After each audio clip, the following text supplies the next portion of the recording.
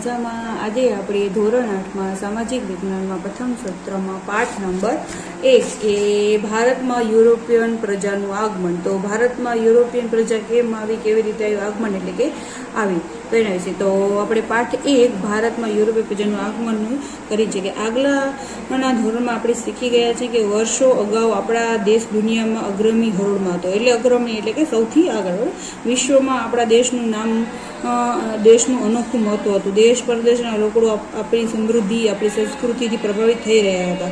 વિશ્વના ઘણા લોકો આપણા દેશમાં વેપાર કરવા અને ધન કમાવામાં આતુર હતા. એટલે કે આપણે કેમ અત્યારે એક જગ્યાએ બીજી જગ્યાએ કમાવા માટે જતા, તો આપણું ત્યારે ભારત દેશનું નામ એટલું વિખ્યાત અને પ્રખ્યાત હતું કે વિશ્વના બધા લોકો આપણા ભારત દેશમાં આવી એની સંસ્કૃતિ પ્રભાવિત થયા અને ઘણા લોકો આપણા દેશમાં આવીને વેપાર કરતા ધન કમાવા માટે આતુર, એટલે કે વધારે ધન કમાવા માટે આતુર હતા. જોકે આ અગાઉ પણ જમીન માર્ગોમાં અહીં વિદેશી વેપારીઓનો વ્યવસાય સરદારથી આવતા અને વેપાર કરતા હતા. જમીન માર્ગે અરબો વેપારીઓના વર્ષોથી વેપાર ખેડાતા, પરંતુ તુર્કીઓ કોન્સ્ટન્ટિનોપલ જીતી લેતા પરિસ્થિતિ બદલાઈ ત્યારે જમીન માર્ગોનો વેપાર અટકી પડ્યો.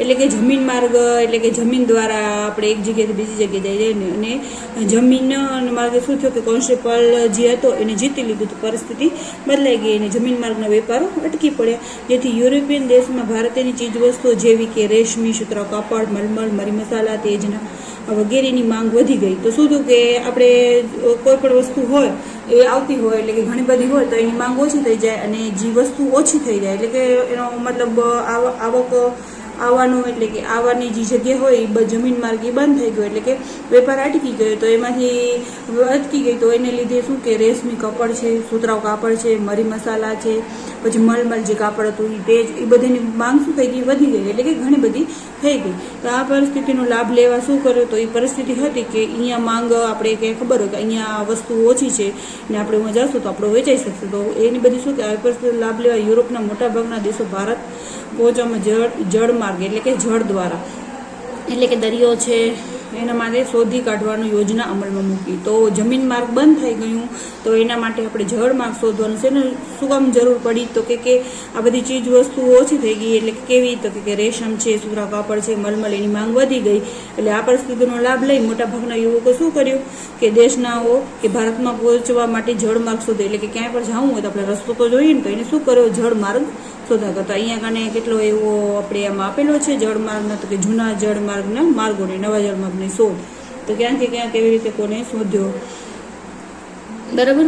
એમાંથી છે કે ભારત તરફ આવવાનો રસ્તો તો તમે ચિત્રમાં જોઈ શકો છો. પોર્ટુગલ, જીવા, તુર્કા, બગદાદ. તો પાછળ આપણે જોઈએ કે વિચારો અને એમાં આપણે આ જોઈએ, બરાબર. કે સમય જતાં શું થયું કે યુરોપના અન્ય દેશોમાં સહાયક સાગર ખેડૂતોએ ભારતના આવવાનો જળમાર્ગ શોધી કાઢવા માટેની શરૂઆત કરી. તો સાગરના ખેડૂતો એટલે કે શું કરે કે સાગર કિનારે રહેતા ખેડૂતો એને ભારત આવવામાં જળમાર્ગ શોધવાનો પ્રયત્ન કર્યો. પછી હવે કયા કેવી કર્યું, તો કહેશે કે ક્રિસ્ટોફર કોલંબસ. તો ભારત આવવાનો જળમાર્ગ શોધવાનું બીડું ઝડપનાર અનેક સાહસિકોમાંનો એક ઇટાલીનો રહેવાસી પ્રસિદ્ધ કોલંબસ હતો. તો ઘણા બધા હતા કે ભારત જળમાર્ગ શોધવાનો એટલે કે જળ દ્વારા રસ્તો શોધવાનો પડે, એમાં હતો કોલંબસ. તે માનતો હતો કે પૂર્વ જવા માટે પશ્ચિમ બાજુથી પણ જઈ શકાય. આમ સાથે વિચાર્યું હશે તે વિચારો અને કોલંબસ ઈસવીસન 1492માં ભારત આવવા નીકળ્યો, પરંતુ તે આકસ્મિક રીતે અમેરિકા જઈ ચડ્યો. એટલે કે એ ભારતમાં આવવા માટે હતો, પણ ત્યારે શું કહેવા રસ્તા કે જળતંત્ર એવું નહોતું, પણ આકસ્મિક એટલે કે અચાનક એ ક્યાં ગઈ ગયો, અમેરિકા ગયો. અને તે જીવ્યો ત્યાં સુધી તે પોતાને હિન્દુસ્તાન શોધવાનું માનતો હતો. એ જીવતો ત્યાં સુધી એને એમ જ વિચાર્યું કે મેં હિન્દુસ્તાન શોધ્યું, એટલે કે હિન્દુસ્તાન શોધ્યું મતલબ હિન્દુસ્તાન આવવાનો રસ્તો શોધ્યો. આજે પણ અમેરિકાના મૂળ વતનીઓ રેડ ઇન્ડિયન તથા તેના કિનારોના ટાપુમાં વેસ્ટ ઇન્ડિઝ કહેવાય છે. તો શું કહેવાય કે એને ઇટાલીનો એક પ્રસિદ્ધ હતો, એને કહ્યું તો એને ઇન્ડિયન અને તેના કિનારે જે રહેતા હોય ટાપુ એને શું કહેવાય, વેસ્ટ ઇન્ડિઝ કહેવાય છે. તો હવે વાસ્કો ગામા, તો આપણે કોલંબસ જોયું તો જેને અમેરિકા શોધ્યું હતું, પણ એમ માનતો હતો જીવ્યો ત્યાં સુધી કે મેં ભારત શોધ્યું. હવે વાસ્કો ગામા, તો ભારત આવવાનો જળમાર્ગ શોધવામાં સફળતા મેળવનાર પોર્ટુગલ દેશના રહેવાસી વાસ્કો ગામા હતો. તેનું જહાજ આફ્રિકાની દક્ષિણે કેપ ઓઝ ગુડ હોપ ફરતું ચક્કર લગાવી આફ્રિકાના પૂર્વ કિનારે માલિક પહોંચવા અને હિન્દ મહાસાગરમાં આગળ વધવા મોહમ્મદ ઇબ્ન મઝદ નામના હિન્દી ખાલસીના મદદથી હિન્દ મહાસાગરમાં થઈ 22મી 1800 1498ના દિવસે કાલિકસ્ટ બંદરે આવ્યો.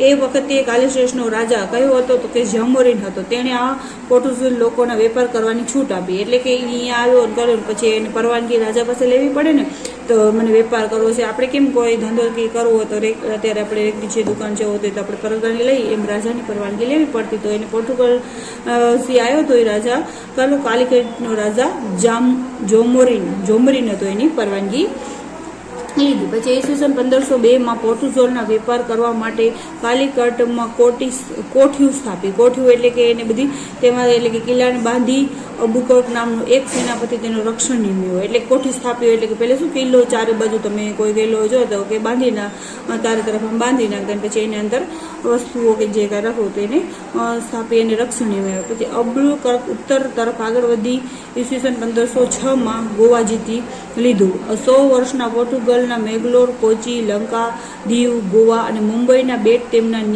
નિયંત્રણમાં લાવી શક્યા. એટલે કે પહેલે શું રાજા જીતી પોતાનો કરે તો આ બધા એને રાજ્ય જીતી દીધા. પોર્ટુગલ સત્તાનો અંત. તો હવે જે રાજા જીત્યો હતો એનો અંત કેવી રીતે આવ્યો તો એ જોયું તો કે 17મી સદીના શરૂઆતમાં પોર્ટુગીઝના વેપાર બંગાળ તરફ વધવા લાગ્યા. આ સમયે મુગલ બાદશાહ શાહજહાં દિલ્હીના ગાદી પર હતા. તો તે સમયે કોણ હતા દિલ્હીમાં તો કે મુગલ બાદશાહ શાહજહાં. બંગાળના તેના સુબાઓએ પોર્ટુગીઝના વર્તન સામે શાહજહાંને ફરિયાદ કરી. પરિણામે શું કર્યું કે શાહજહાં ફરમાન તેને હુગલી કોઠીઓ તોડી પાડવામાં આવી અને તેના વહાણો સળગાવી નાખ્યા. આમ પોર્ટુગલ સત્તાનો અંત આવ્યો અને પોર્ટુગલની સત્તાને ફક્ત દીવ, દમણ અને ગોવા પૂરતી મર્યાદિત થઈ ગઈ. તો શું થયું કે શાહજહાંને એને મતલબ કહી દીધું કે આ વાતનો અંત આવતો, તો એની કોઠી તોડી નાખી, એના વહાણો સળગાવી નાખ્યા. તો એને શું થયું, વેપાર કરવાનો માર્ગ બંધ થઈ ગયા અને એ લોકો ખાલી ફક્ત દીવ, દમણ અને ગોવા સુધી પૂરતી થઈ ગયા. બરાબર. હવે આગળ આપણે જોઈએ કે ડચ લોકો.